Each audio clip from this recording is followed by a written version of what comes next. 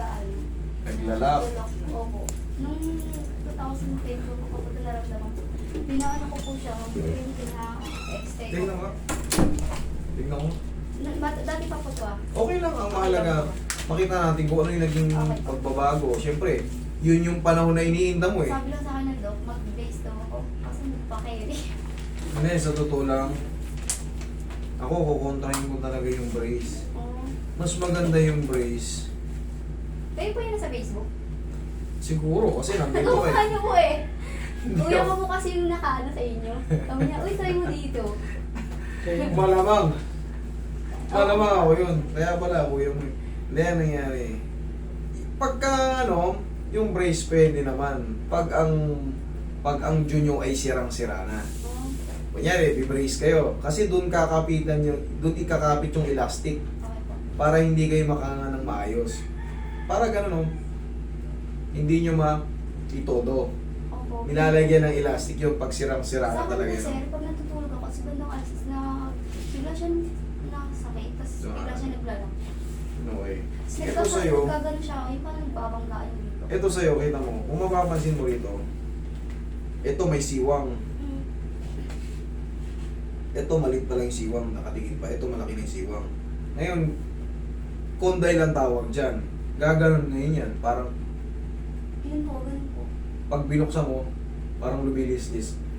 Tapos pinaano ko sa tala, sabi, normal lang doon nangyayari, baka daw mawala. Yes, nangyayari talaga yun. Bakit? Kasi way back 2021, nangyayari yan. 2020, magte-25 na susunod na araw.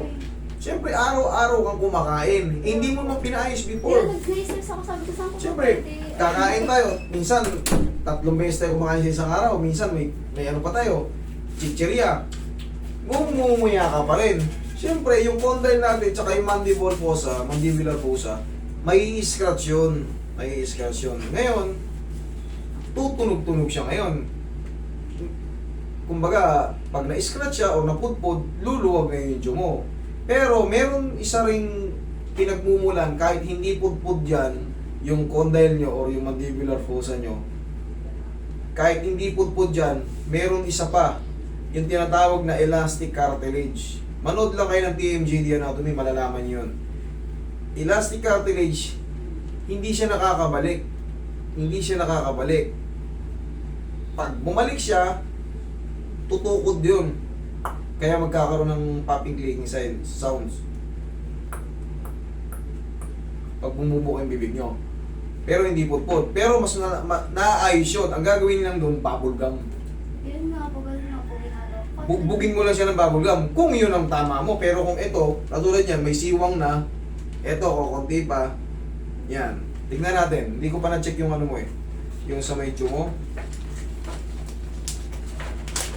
Asan yung ano nito? Yung result? Wala. Wala po yun ako dito sa Kasi wala pa nga sa mga nililigaw na gaano. Kakairo ko sa basta. Yung doktor, sa bigat ay may sakit yan. Ay, wala po yun. Ganun talaga ito. Hindi. Sa atin naman, pagka ang... Binigyan na po ako ng doktor ng gamot, tapos dati, narinig. Sige, ganun nga. Ganun ka. Ganun ka. Sara. Okay. Ubuhan yung glass mo, baka malaglag. Sige. Okay nga. Sara. Okay. Sige. Nga. Laki. Dahan-dahan, Sara. Sara. Tunog. Okay, dyan lang. Relax lang muna. Okay, isa pa ngang diretso. Nga. Dahan-dahan, Sara ulit. Dahan-dahan, Sara.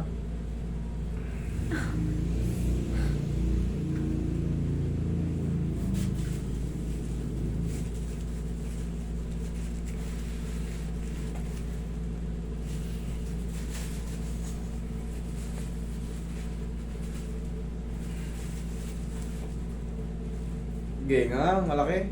Sara. Oh, sakit la. Wala na po. Wala na. Okay. Wala na. Wait lang. Ako lang. Huwag babagoy. Lambutan mo lang. Yung, kasi pag kinontrol mo, pinesto ko ng ganun, ibinaba mo ng ganun, mahihilo kayo, kailangan ang may control, ako lang. Huwag niyong lalabanan. Pag ginanon ko, huwag niyong ipilit kasi baka mag-block yung paningin nyo. Maniwala kayo sa akin, meron niya connected sa brain yan, ginagawa natin sa cervical. O, sige nga, Sara. Okay na, wala masakit. Okay na po. Okay na. Ganito, para hindi kayo mag-lock, kayong lahat, baka may mga blood. Siya hindi siya nakakapanood sa akin sa totoo na, nagulat siya eh. Ikaw ba yung sa Facebook? Ngayon lang ako naka-encounter ng gano'n kung basta. Tapos ngayon lang ako marirecognize. Kasi kuya niya yung nagano. Ganito ang gagawin natin. Pag hihikap tayo, ganito ka. Ilubog mo to. Ito po. Okay, laki mo. Sige lang, okay lang. Ganyan ang tamang pagkikap. Hindi ka maglalak. Okay? Tapos sa umaga, kunyari, kakain ka. Kasi may problema na naroon sa Diyo, pero kayang-kaya natin yan. Lahat na may problema sa Diyo, kunyari, uy, pagkain. Hindi ka agad ganun. Parang titigman mo muna yung laway mo. Parang, okay. Hindi yung, uy, pagkain. Kasi minsan, pag nga natin, pag may problema tayo sa Diyos, sasabit yan. Tutunog pa siya. Pero para maiwasan yun, ganunin mo na kagad. Tsaka pag malamig, nangangala yan. Pagka yung may mga problema sa Diyos, alam niyo yan. Gaganin nyo lang, hihikab lang kayo ng Tandaan niyo yan ha. Ilubog nyo lang. Okay? Sige nga ulit. Okay, sige. Wala naman sa ito. Okay, thank you.